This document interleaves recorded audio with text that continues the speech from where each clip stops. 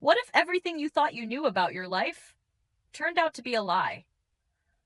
What if one day you woke up and realized you were nothing more than a pawn in someone else's game? That's exactly what happened to Cole, a man who thought he had it all: a loving wife, a steady job, and a life that seemed perfect. But everything came crashing down when he discovered the truth. A family he'd supported, loved, and sacrificed for turned out to be using him, manipulating him, all along. And in that moment, he had a choice: stay trapped or break free. This is the story of how Cole walked away from it all. Stay tuned for the unexpected twists that will leave you questioning what you would do in his shoes. Subscribe now to hear the rest of the story. You won't believe what happens next. At 38, I had it all. At least that's what I used to tell myself. A successful software consultant, working from the comfort of my home, living a life that seemed to tick all the right boxes. I was the guy who could get up late, throw on some sweatpants, sip my coffee, and still pull in more than enough to keep the people around me happy. My wife, Samantha, her mother, Barbara, and even her lazy cousin, Ethan.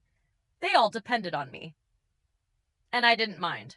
Not at first. I married into this loud, chaotic family 8 years ago, and I figured that's just how it works. They were wild, unpredictable, always talking over each other, laughing too loud, and planning things I would never dream up myself. It used to be charming, even eccentric in a way. But now it felt like something darker. They didn't just lean on me, they expected me to carry them. And I was starting to feel the weight. Take this trip to Hawaii, for example. Samantha had come to me a few months back, eyes sparkling, suggesting that we take the whole family there. A dream vacation, babe, she'd said, her voice dripping with excitement. I could have said no. I could have pointed out that we just paid off her car, or that Barbara's roof had cost me a small fortune. But I didn't. I said yes. I always said yes. Before I knew it, I was the one booking everything. Flights, a fancy villa overlooking the ocean, even a boat tour for the whole crew. It wasn't just Samantha and me. She wanted Barbara, Ethan, and a few others to tag along too. I didn't even blink at the cost. I swiped my card, convinced it would be worth it to see her smile. She had this way of making me feel like the hero when I gave her what she wanted. And I liked it. Hell, I loved it. But as the days passed, something started to gnaw at me. It wasn't a big thing at first, just a quiet, nagging itch in the back of my mind. Maybe it was the way Samantha kept adding people to the trip without asking. Or how Barbara started calling me the bank with that smirk of hers. I laughed it off, but it stuck. The more I thought about it, the more the words echoed in my head. I'd sit at my desk, staring at lines of code, wondering why I was the only one putting anything into this. Samantha would breathe in, kiss me on the cheek, and tell me, "You're the best, Cole." And I'd let it go. She was beautiful, you know? Dark hair, green eyes, the kind of smile that made you forget everything you were mad about. That's how it was between us. I met her at a barbecue, and she had me hooked in 10 minutes flat. I didn't care that her family came with her. I told myself I could handle it. Back then, I thought they liked me. Barbara called me son. Ethan would bum a beer off me and slap me on the back. It felt like I belonged. But now, I wasn't so sure. It was like I wasn't even part of the plan. I was just the guy who made it happen. It wasn't just the trip. I started noticing the little things, like how I'd hear them on the phone, Samantha and Barbara, giggling about something. And when I'd ask, they'd wave me off. "Oh, it's nothing. Cole," Samantha would say, but her eyes wouldn't meet mine. The more I paid attention, the more the cracks began to show. Like when Ethan showed up unannounced last week, sprawled on my couch, grinning like a fool. "Man, this Hawaii thing is going to be epic. Thanks for footing the bill," he said. It wasn't funny, but I just nodded, kept my mouth shut, and went back to my laptop. I didn't want to start a fight. Not yet. I told myself I was overthinking it. Families are messy, right? They bicker, they take, they push, but they're still family. I never had a big one of my own. Just a quiet dad who passed when I was 20 and a mom who lived across the country. Samantha's family filled that gap for me. At least, that's what I used to think. But as the trip got closer, something felt off. The way Barbara and Samantha would whisper in the kitchen when I walked in, the way Ethan's voice would drop a little when he spoke about me. Yeah, Cole's got it covered. He always does, always does. Those words hit me like a punch to the gut. I sat there, alone in my office, staring at the Hawaii itinerary on my screen. Flights, villa check-in, the boat tour schedule. It was all in my name, paid for by me. But for the first time, I didn't feel excitement. I should have been excited. I worked hard for this. My job's steady, the kind that lets me afford the nice things in life without breaking a sweat. But I'm not flashy about it. I drive an old truck. I wear the same sneakers until they fall apart. The money's for them. Samantha, Barbara, Ethan, for the life I thought we were building together. But now, sitting there, staring at the screen, I couldn't shake the feeling that something was wrong. Not just off. Wrong. Like I had missed a step somewhere, and I was about to trip. I didn't know what it was, but I could feel it simmering beneath the surface. Then, 2 weeks before the trip, it hit me. Full force. If you were Cole, how would you have handled the situation with Samantha and her family? Would you have confronted them directly, or quietly taken control like he did? Have you ever felt like you were being taken for granted by someone close to you? How did you handle it? Leave a comment below and join Life Stories as we continue to explore the next part of the story. It wasn't long after that dinner with Barbara that I started to make my move. The weight of it all was too much to ignore now. This wasn't just about the trip anymore. This was about everything I had silently tolerated for years. The constant requests, the unspoken expectation that I'd be the one to pick up the pieces, foot the bills, and fix everything when it went wrong. I was done, and I wasn't going to let them steamroll me any longer. I sat there, in the quiet of my office, staring at the Hawaii itinerary on my screen, my finger hovering over the cancel button. They thought I was weak. They thought I was just the guy who'd sit back and let things happen. But they were wrong. I didn't make the decision right away. I needed to think, to strategize. I'd been the good guy for too long, letting Samantha and her family walk all over me. Now I needed to take back control. And I wasn't going to raise my voice or start a fight. I wasn't going to let them see me break. This was going to be calculated. 2 days later, I pulled up the booking sites again. Flights, the villa, the boat tour, everything. I didn't hesitate. I canceled every single reservation one by one, watching the confirmation emails come through, the cancellations piling up like little victories. It was a slow burn. I felt no guilt, no second guessing. This wasn't petty revenge. This was me taking back what was mine. Once the bookings were wiped out, I wrote a single simple email. No explanations, no ranting, just facts. The subject line read, "Trips off." I sent it to Samantha, Barbara, Ethan, and the rest of the group. There was no drama, no warning, just the cold truth that the trip they were counting on was gone. The email whooshed away into their inboxes, and I sat back in my chair, watching the screen. No apologies, no "I'm sorry, we'll fix it," just silence. But I wasn't done. I didn't let them off the hook that easily.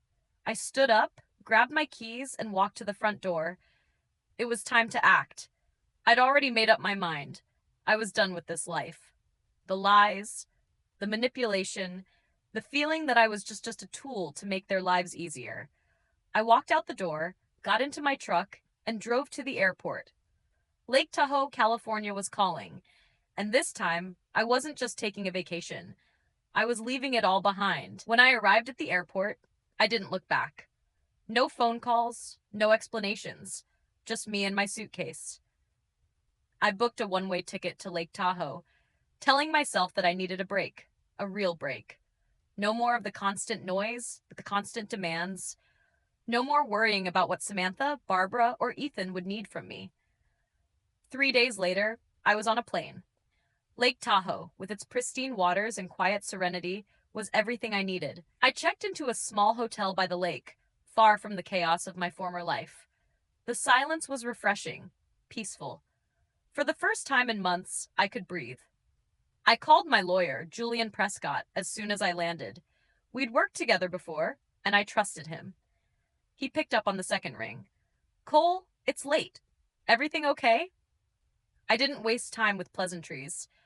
I need you to start separation proceedings, I told him, my voice steady, cold. I'm leaving the country in a few days. I'll sign whatever you need from there. There was a pause on the other end of the line, but I could hear the understanding in his voice.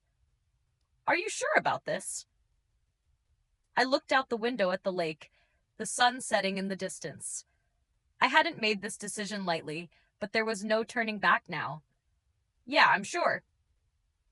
We hung up, and I sat back, feeling the weight of the last few months start to lift. The anger was still there, simmering, but there was something else now. A sense of freedom, a sense that I was finally in control of my own life. But the real shock came a few hours later. As I sat in my hotel room staring at the lake, my phone buzzed. It was Samantha. She called 5 times in a row. I didn't pick up. Then, I got an email from her. I opened it slowly. Her words were simple, but the hurt behind them was impossible to ignore. Cole, can we just talk? I read it twice, my fingers hovering over the reply button. I had every right to be angry, to demand answers, to tell her exactly what I thought. But in that moment, I realized something. I didn't need to talk to her anymore. I didn't need her approval or her excuses. The life I'd been living wasn't mine anymore. It belonged to the version of me that was done sacrificing for them. I deleted the email.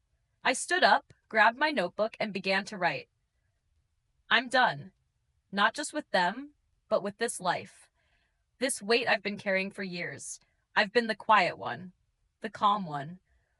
But it's time for something new, something just for me. What would you have done if you were Cole? Would you have cut ties and left, or would you have stayed and fought for your family? Leave a comment below and join Life Stories as we continue to explore the next part of the story. The days in Lake Tahoe passed slowly at first, but that was exactly what I needed. It wasn't just the change of scenery that I craved. It was the change of mind. For the first time in years, I didn't have anyone to answer to, no one depending on me. The weight I'd carried for so long, the pressure of being the steady one, the provider, the fixer, it started to lift, little by little until it was nothing more than a distant memory. I spent my mornings walking along the lake, watching the mist rise off the water, the mountains looming like sentinels in the distance. It was peaceful here. No calls from Samantha, no texts from Barbara demanding more, no visits from Ethan looking to sponge off me. Just the rhythm of nature, the sound of my own thoughts. A week later, I sat at a cafe by the water, sipping coffee and letting my mind wander. I checked my phone for the first time in days, just to see what was going on back home. The world kept turning, but my world was quieter now. That's when I saw it. A message from Belle, Ethan's girlfriend, who had been my quiet ally through all this mess. They've started spinning it. I wasn't surprised. Samantha had probably already posted her sad, dramatic story on social media, casting me as the villain. It's always easier to be the victim than to face the truth. But what shocked me was the next part of the message. I've got the receipts. My stomach twisted. Receipts? What was she talking about? I opened the files she attached, and there it was. Undeniable proof. A series of texts between Samantha and Jonah, her ex-husband, from months ago. They had been plotting this all along. She had been talking to him in secret, arranging for him to come to Hawaii, all while I thought I was the one making it happen. And that wasn't all. There were messages between Samantha and Mark, her high school sweetheart, planning to make it fun once they were on the trip. The trip that I had paid for. I felt a cold wave of realization wash over me. This wasn't just a one off mistake. This was a deliberate, orchestrated betrayal. They had been scheming behind my back for months, using me like a fool, and I had been too blind to see it. I closed the phone and put it down. I didn't feel anger anymore.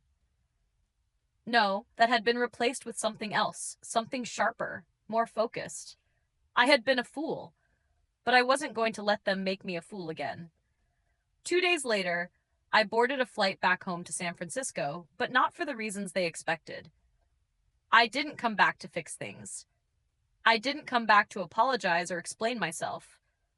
No, I came back to end it. For good. The moment I walked through the door of our house, the silence felt different. It wasn't the silence I had come to know, that quiet lull between the chaos. No, this was the kind of silence that weighed on you, like the calm before a storm. Samantha was there, sitting in the living room, her face tight with worry.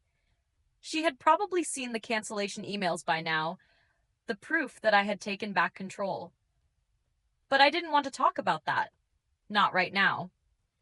I walked past her, straight to my office, where I grabbed my laptop. I pulled up the divorce papers Julian had sent me, the ones I had signed electronically from Lake Tahoe.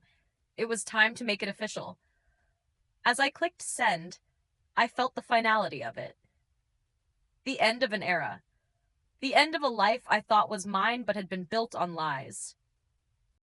A few hours later, my phone buzzed. It was Samantha. I could hear her voice even before I picked up. Cole. Her voice cracked. We need to talk. I know I messed up. Please just listen to me. I didn't pick up. I didn't need to hear it. What was there to talk about? What more was there to say? She had made her choices, and I had made mine. Instead of responding, I sat back in my chair and let the silence fill the room. For the first time in a long time, I didn't feel guilty. I didn't feel anything but peace. By the time I landed in San Francisco and handled the legal formalities, my life had already shifted. A month later, I was on a plane again, but this time it wasn't to deal with any of the mess I had left behind. I was heading to Milan to start fresh.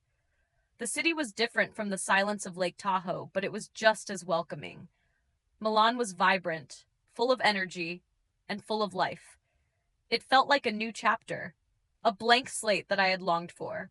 I settled into a small apartment with a view of a quiet street. The city buzzed around me, but it didn't feel suffocating like my old life. I started working freelance, picking up small coding jobs, setting my own hours. I was my own boss now. No one telling me what to do, no one asking me for anything. Just me, the work, and a life I was finally building for myself. Isadora was a bright spot in my new life. She was an artist with dark eyes and a laugh that could make me forget everything. She didn't ask anything from me. She just existed, and for once, that was enough. We spent our days walking through Milan, me stumbling over my Italian phrases while she laughed and corrected me gently. There was no pressure. It was simple, easy. It wasn't love yet, but it was something close to it. A reminder that I could still feel something genuine, something real. Months later, I checked my social media for the first time in weeks. My inbox was full, but there was one message that caught my eye. It was from Samantha. I'm sorry. I know I hurt you. I was wrong. Her words were clean, neat, like she'd written them 100 times before sending. She apologized for everything. For the lies, for the betrayal. She asked if I wanted to talk, but I didn't. I didn't need to hear it. I didn't need her to apologize anymore. I had moved on. I had built a life that was mine, free of the weight she and her family had placed on me. A life where I didn't have to be the one to fix everything. I didn't have to be the one they leaned on anymore. And that was enough. What would you have done if you were in Cole's shoes? Would you have forgiven Samantha? Or would you have walked away the way he did? Let me know in the comments. And if you enjoyed this story, don't forget to hit 100 and share this video. Where are you watching from? Share your thoughts, and let's see how far this story reaches.